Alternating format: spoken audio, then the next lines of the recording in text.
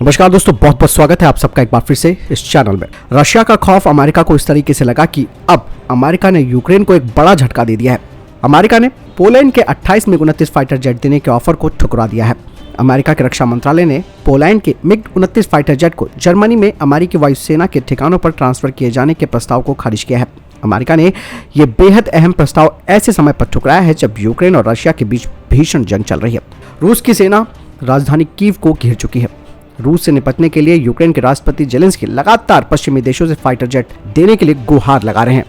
America ने खुद बयान जारी करते हुए कहा कि वो पोलैंड का प्रस्ताव स्वीकार करने में असमर्थ है। दोस्तों, मैं आपको बताना चाहूंगा कि पोलैंड ने प्रस्ताव दिया था कि इन फाइटर जेट्स को अमेरिका के रमस्टेन एयरबेस में ट्रांसफर कर दिया जाएगा।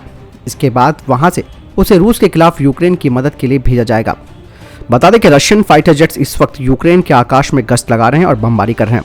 अमेरिका ने कहा है कि हम इस बारे में पोलैंड और अन्य नाटो देशों के साथ सलाह करते रहेंगे। अमेरिका के विदेश मामलों के एक अधिकारी ने कहा कि पोलैंड ने यह प्रस्ताव देने से पहले अमेरिका से सलाह नहीं ली थी। पोलैंड के इस कदम पर अमेरिकी सरकार सख्ते में आ गई थी। अमेरिका के खुफिया विभाग के अधिकारियों और रक्षा मंत्रालय ने इन विमानों का ट्रांसफर किए जाने का विरोध भी किया है। पोलैंड ने यह भी कहा था कि अमेरिका उन्हें मिग 29 की जगह F-16 फाइटर जेट दे दे। तो इस तरीके से आप समझ सकते हैं कि खौफ कितना ज्यादा है। अमेरिका के अंदर भी उसने पोलैंड के प्रस्ताव को ठुकरा दिया है और जो मिग 29 विमान दिए जाने थे यूक्रेन की रक्षा के लिए, उसे अब अमेरिका ने खारिज कर दिया। तो इसे दोस्तों कहते हैं डर। उनको पता है कि रशिया एक ताकतवर देश है, वो अकेला ही सारे देशों के साथ निपट सकता है। तो ऐसे में पंगा लेने की कोशिश खुद अमेरिका भी नहीं कर रहा है। वहीं दूसरी तरफ दोस्तों, बलूचिस्तान में एक बार फिर पाकिस्तानी सेना को एक बड़ा झटका लगा है।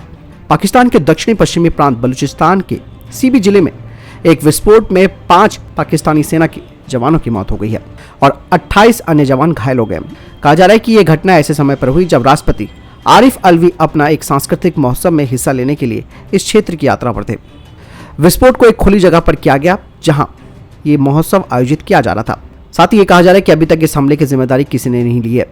बलूचिस्तान की सीमा ईरान और अफगानिस्तान से लगती है और यहाँ लंबे वक्त से विद्रोह भी भड़का हुआ है। बलूच लिबरेशन आर्मी ने चीन पाकिस्तान आर्थिक गलियारा परियोजना और सुरक्षा कर्मियों को निशाना बनाकर अभी तक कई हमले किए हैं। साथ ही ये भी कहा जा रहा है कि ये हमला एक आत्मघाती हमला था। ये भी इसके अलावा पाकिस्तान में जो आंतरिक लड़ाई है और तेज हो गई है।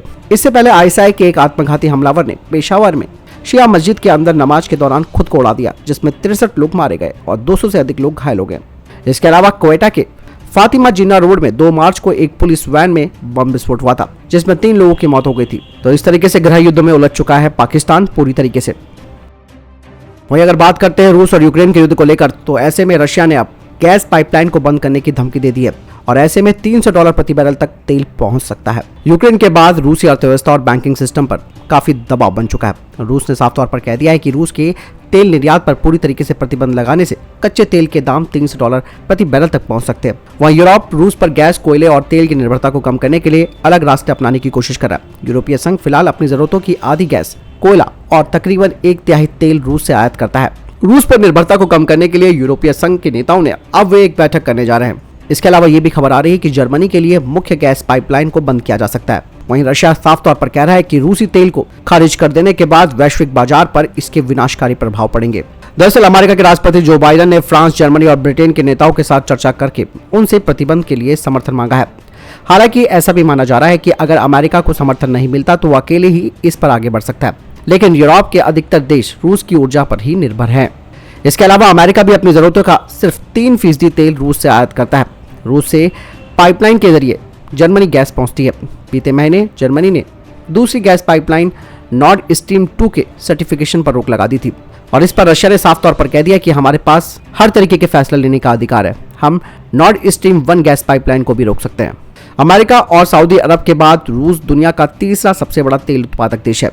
दुनिया के कुल तेल सप्लाई का 8 और 10% रूस से आता है। रूस में हर रोज 40 से 50 लाख बैरल कच्चा तेल और 8,500 अरब क्यूबिक फीट प्राकृतिक गैस सालाना निर्यात की जाती है और इसमें से अधिकतर हिस्सा यूरोप में जाता है। रूस यूरोपीय संघ को 40% गैस और 30% तेल का निर्यात करता है। अगर सप्लाई बाधित होती है तो इसका विकल्प ढूंढना भी आसान नहीं होगा यूरोपियन कंट्रीज के लिए। और अगर रूस यूरोप को गैस की सप्लाई करने से मना कर देता है तो यूरोप के सामने गैस का संकट खड़ा हो सकता है। ऐसी सूरत में उसे गैस लेने के लिए दूसरे देश तलाशने होंगे। यानी कि रशिया के इस कदम से अब यूरोपीय देशों को एक बड़ा संकट का सामना करना पड़ सकता है। दोस्तों फिलहाल के लिए यही अपडेट्स हैं। चैनल सब्सक्राइब करना ना भूलिएगा। जय हिंद, वंदे मातरम।